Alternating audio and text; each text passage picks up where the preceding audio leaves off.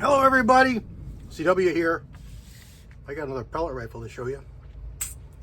This one here is one I've had for probably 10 or 12 years. It was gifted to me by a friend,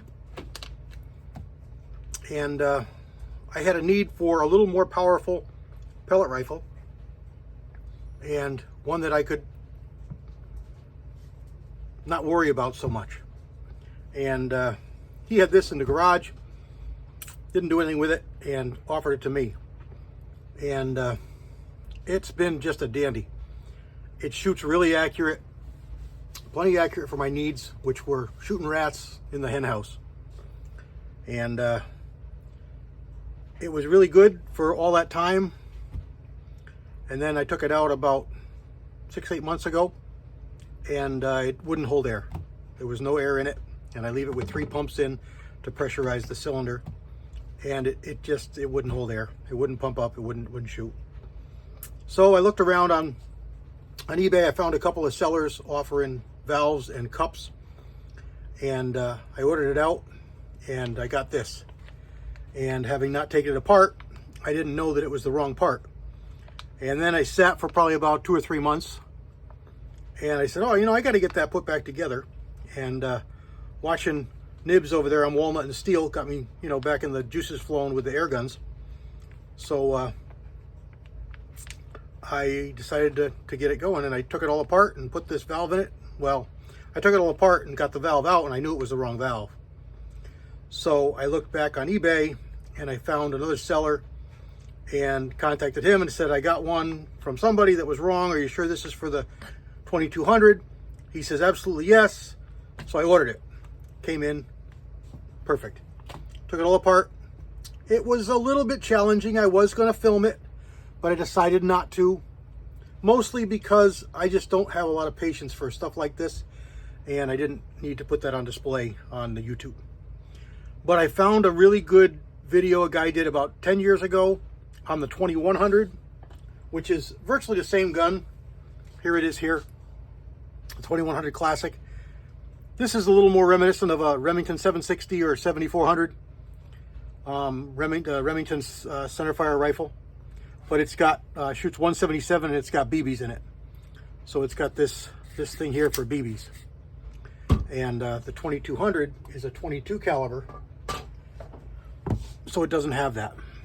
Doesn't have that at all. It's got a high back Browning B80 style receiver, and it comes with this brushed stainless steel in the early years. I'm sure it's plastic, but it looks like brushed stainless steel. And it hits pretty hard. It's a 600 feet per second-ish, 650, 625.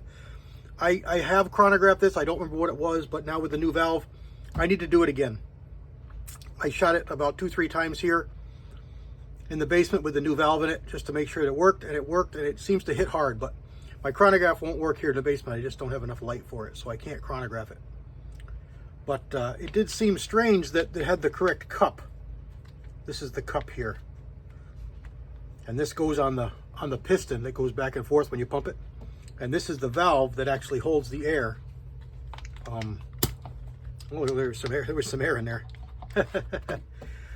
This is a brand new valve, just the wrong one. The way it works is, you got your barrel, you got your port for loading it, and then underneath it you've got a cylinder, a tube that basically houses the rod that goes back and forth, and at the end of that rod sits this valve. And this cup is pushed against the end of the valve, captures the air and forces the air into that little tiny orifice into the valve. There's a spring and another valve seat in there, so when it goes in, the pressure of the air overcomes the spring pressure in here, and it allows the air in. But once it terminates, once you close it and it stops pressurizing, that spring takes over and pushes forward and holds the air in there. Then you go back, you gulp another air, you come down, you compress it, squeeze it into the valve. The spring opens, lets the air in, the spring slams closed, and it keeps storing the pressure. All your pressure that makes your air gun shoot is in this little bitty valve right here. And then when you cock it and pull the trigger, there's a hammer But the hammer is just a cylinder of steel, about the same diameter as the valve and about the same length, but it's heavy. It's solid steel in the front and usually got a cup in the back because it's got a spring on it. So you pull with this gun, you pull this back, it goes click, click, and it stays back against a spring. When you pull the trigger, it releases that, and that hammer, that cylinder of steel, slams forward and impacts that pin. And once it impacts that pin, it bleeds off through the top here, where there's another gasket, into the bottom of the barrel, right at your loading port here. So it goes in and it's blocked here. So the only thing open is there. So it goes up here and it turns and hits the back of that pellet and jams the pellet out of the barrel. And that's how it works. So that valve and that cup are basically the seals that are in a gun. This is all contained, and this is just a snap-on part. A couple of roll pins you push out. Now there's a whole bunch of springs in here and little bitty parts, and having 3 hands or a helper is helpful to put these back in. And this is my war wound from this bugger. It pinched me and sliced me good. I did this video twice, and I didn't have it where I liked it, and with the last video I was out of frame. I didn't want to do that again, so I wanted to make sure that I was in frame, and I put all the parts away and I showed this, but now I got it all bandaged up again because it was bleeding through. But I got it all back together, shot it, it works good. It's back in the use. I can use it again, and it's pretty neat. Now what I'm going to do is I'm going to throw in a link for a guy who took it all apart, shows you all the interior parts, and explains a lot of partially what I just explained to you, but he tells you wheres and whys and hows of everything that goes back together. So if you're searching this video and you find it and you're hoping that it tells you how to put it back together, just follow the link in the description to the gentleman that has another video. It's about 10 years old. He did a better job than I could have. He's a lot more patient, and just refer to that, because that's what I used for one particular part in here that I couldn't remember how it went in. I lost one of the springs that hold the cocking lever for that bolt, for that hammer, and thankfully I had grabbed a couple of parts kits at Harbor Freight. Spring kits, roll pin kits, clevis pin kits, Jesus clips, little bitty set screws. I grabbed all of them. They're like $5, $6, $8 a box for a million different parts. And they are so handy when you lose stuff like this. So check that stuff out if you're in Harbor Freight. They got a whole big, probably a 10-foot section with all different kinds of little plastic boxes with all kinds of crap, O-rings, all kinds of stuff that's really useful and helpful, and way cheaper than it would be to even buy just a couple of pieces at a specialized store. And although the quality may be not as good, it's probably good enough for whatever you're doing.